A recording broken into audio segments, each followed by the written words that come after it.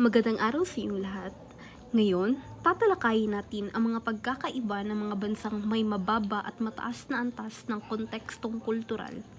Gagamit tayo ng halimbawa ng dalawang bansa, Germany na kabilang sa mababang antas ng kontekstong kultural at ang Pilipinas na kabilang naman sa mataas na antas ng kontekstong kultural.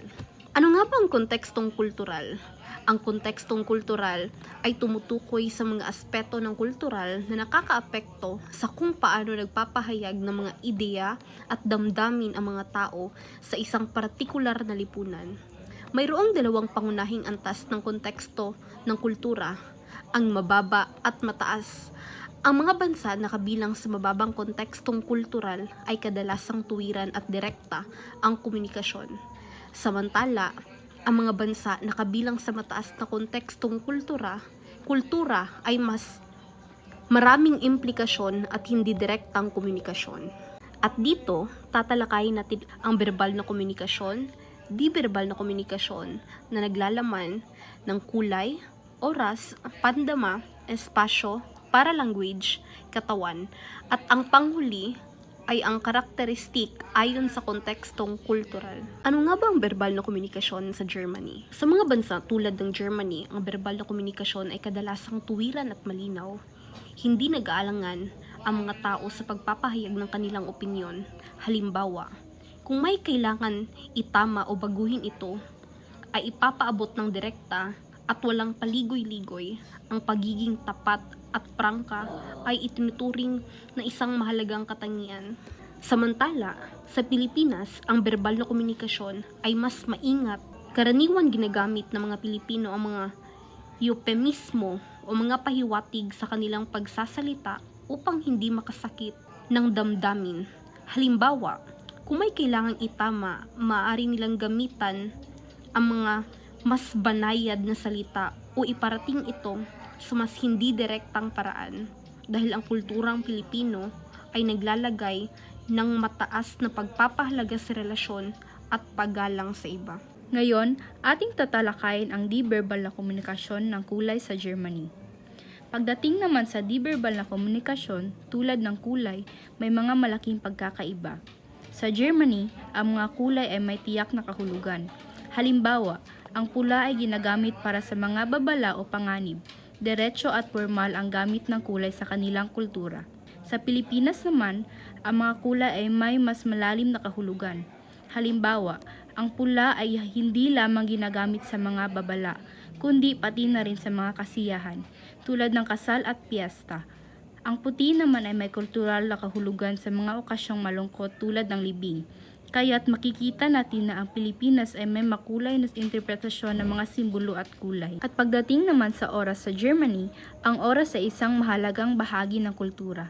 Ang pagiging tulungan at punctual ay isang malaking pagpapakita ng respeto sa iba. Kung ikaw ay nahuli sa isang pagpupulong o gawain, ito ay kadalasang itinuturing na isang hindi magandang asal. Samantala, sa Pilipinas, may mas maluwag na pagtingin sa oras, bagamat may pagpapahalaga sa oras. Hindi ito kasing higpit ng mga bansang tulad ng Germany. Karaniwan, ang pagka-late ay tinatanggap sa mga social na sitwasyon at hindi ito agad naging dahilan ng hindi pagkakaunawaan. Sa iba't ibang kultura, may kanya-kanyang paraan at pagpapakita ng emosyon at pakikitungo sa iba. Sa Germany, ang personal na espasyo ay isang mahalagang bahagi ng kanilang pakikipag-ugnayan.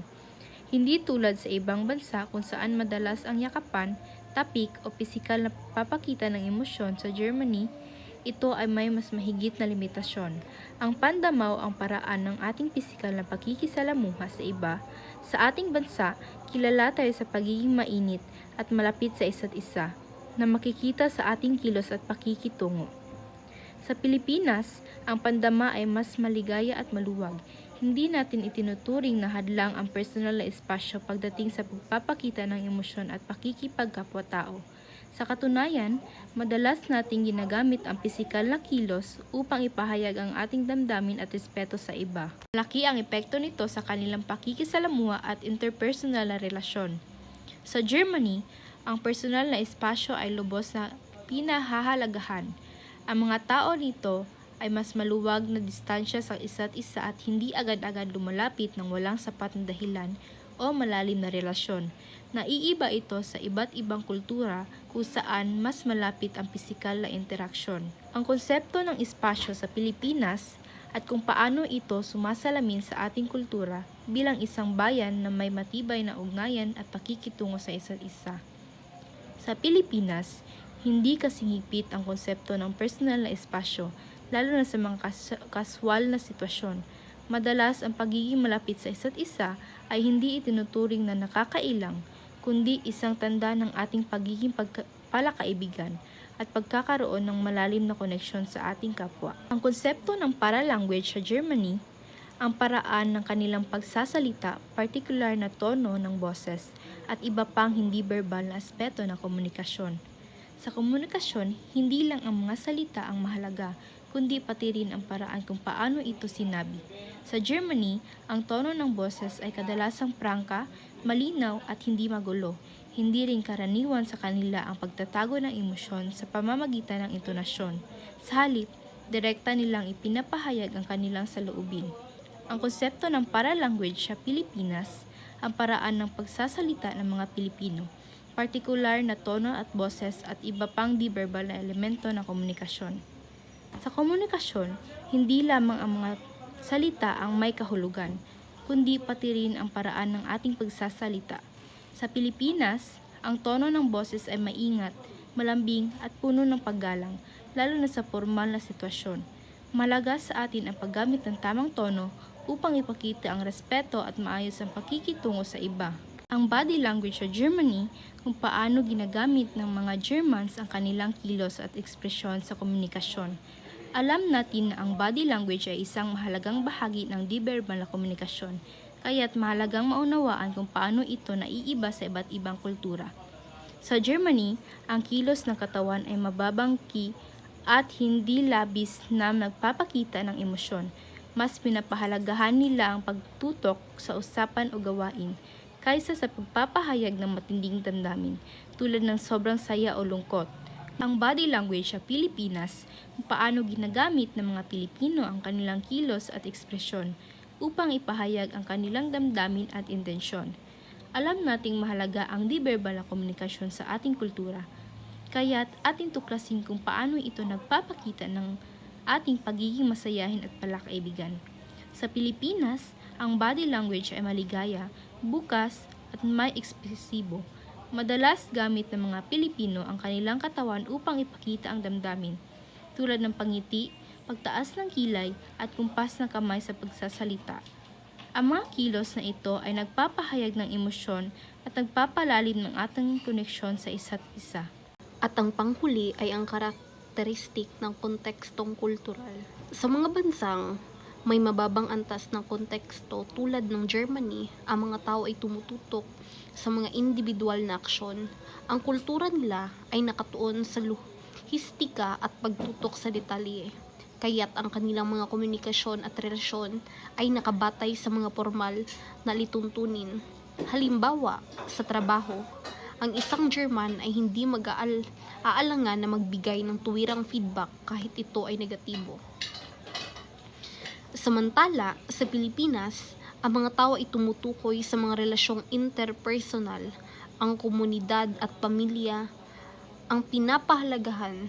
Ang mga Pilipino ay madalas gumagamit ng mga hindi direktang pahiwatig upang iparating ang mensahe ng hindi nasasaktan ang damdamin ng iba. Mahalaga ang paggalang sa bawat isa, kaya't ang mga komunikasyon ay may kasamang mas maraming pag-iingat at malasakit.